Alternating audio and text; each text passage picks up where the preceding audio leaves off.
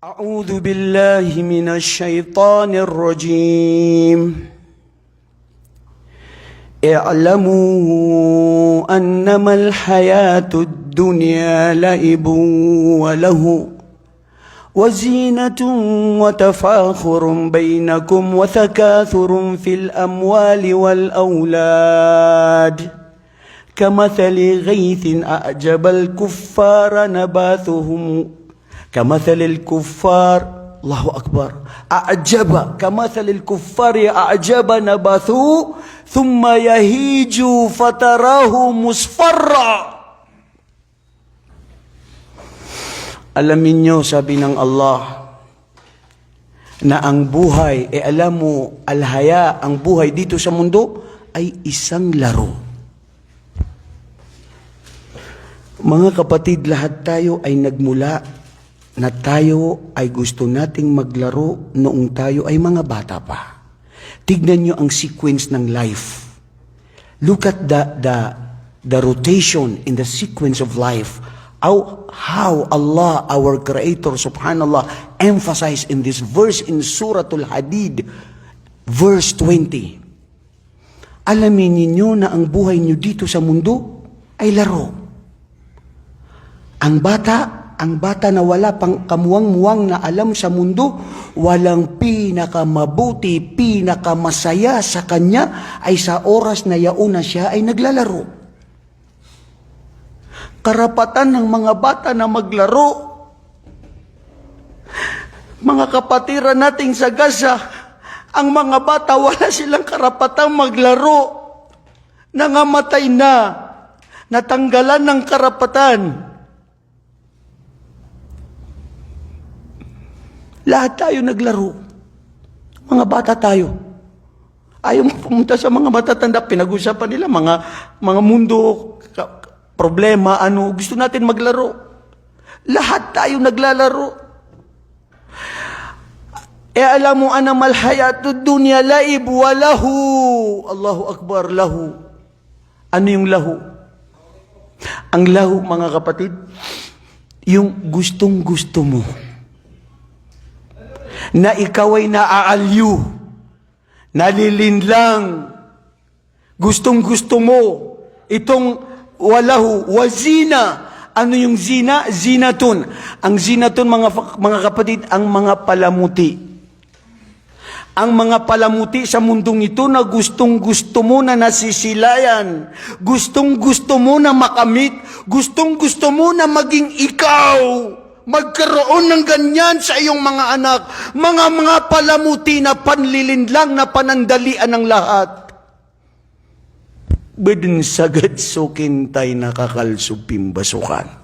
Sabi ng mga maranaw. Dumaan lang ang pinakamagandang kulay na nakikita mo. Dumaan lang yan. Hindi yan mananatili. Yan ang mundo. Lahu wazinatun. Gustong-gusto mo na nakikita ang lahat ng maganda sa mundo. Wallahi, hindi na ako pupunta sa inyo na kayo anong gusto nyo. Ako mismo. Gustong-gusto ko na pumapasyal. Nakikita ko ang mga palamuti sa mundo. Gustong-gusto natin na pumupunta na nasisilayan at nasisiyan ang ating mga puso at ang ating mga mata sa mga mundong bagay na ito. Subhanallah. Hindi nagtapos doon ang ating tagapaglika. Wazinatun watafakhur. At kayo, ang gustong-gusto nyo ay nagmamataasan. Gusto-gusto nyo na nagpapaligsahan. Watafakhurun. Sasabihin mo, bro, bakit? Hindi naman kita tinanong, bro. Anong sinasabi mo? Meron akong iPhone, ano yung bago ngayon? 15? 15 na. iPhone 15 Pro Max. Unsa labot ko nimo, dawaman ko nang utanan nimo. Bakit mo sa akin yan sinasabi? Hindi ko naman tinanong sa iyo yan, bro. Wala kasi tafakur. Ano ba yung tafakur? Kayo dito sa mundo, tayo ay nagyayabangangan. Tayo dito sa mundo ay gusto-gusto mo na mayroon kang bago na wala yung iba at sasabihin mo, bro, mayroon ako. Sinasabi mo, alhamdulillah, mayroon akong anak na doktor, engineer. Wallahi, hindi ko ito makalimutan. Lagi ko sinasabi sa mga anak ko, maski hindi na kayo nag-engineer, naging doktor, attorney, sapat na sa akin na kayo ay marunong magbasa ng Quran. Pagtutuunan ninyo ang pansin ng Quran, yan ang makakatulong sa inyo sa inyong libingan hanggang sa araw ng paghukom. Mundo, nalilisanin mo. Nangyari dito sa Gaza. Ilang buwan, tapos na. Nangyari sa amin sa Marawi. Ilang araw, tapos na. Ang mga yaman, ang mga titulo, ang mga alahas, ang mga pera, bilyon, milyones ng mga maranaw nasunog. Sinong kumuha? Mga sundalo, mga kawatan, mga tulisan. Isang araw lang, Ustad, nawala, oo. Kasi yan ang mundo. Bro, tayo, anong pinag-aagawan natin? Anong pinagpadigsahan natin? Ngayon, kung mamatay ka ngayon, sige na sabihin mo, millions, katanyagan, lahat. Pero mamamatay ka pala ngayon, is faida. Mafi faida, sabi ng mga Arabo. Tafakhur, ya Allah, wallahi totoo yan. Reality. Nagmamalakihan tayo. Nagyayabangan tayo. Ano ba tawag dun sa exactly na Tagalog na yun? Yung tafakhur. O yun, tama, malapit. Nagmamalakihan tayo na meron ako. Hindi pa doon. Nagmamataasan. Nagpapayabangan. Si Samranaw na ditano di mangangarig. Maranaw no to, ha? Ditano di pangangarig surakatano. Madakla ko'y trakagwalay, agugiyagya maned.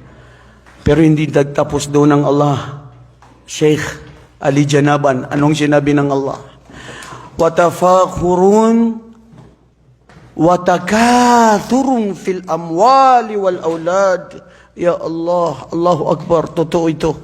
وَتَكَاثُرٌ, pagmamaramihan ng alin? Ng mga kayamanan.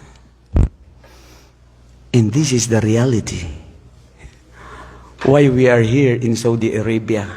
Gusto na rin natin maipabilang sa mga mayayaman. Nag-abroad ka nga, umuwi ka, tiway, wala. Hindi mo pa nakuha yung sweldo mo. Umuwi ka, pinagtulungan ka pa ng mga kapatid mo. Bakit? Gusto mo yumaman, bumili ng lupa, ganyan. Ano? Umuwi ka, wala. Kung ano lang binigay sa'yo ng Allah.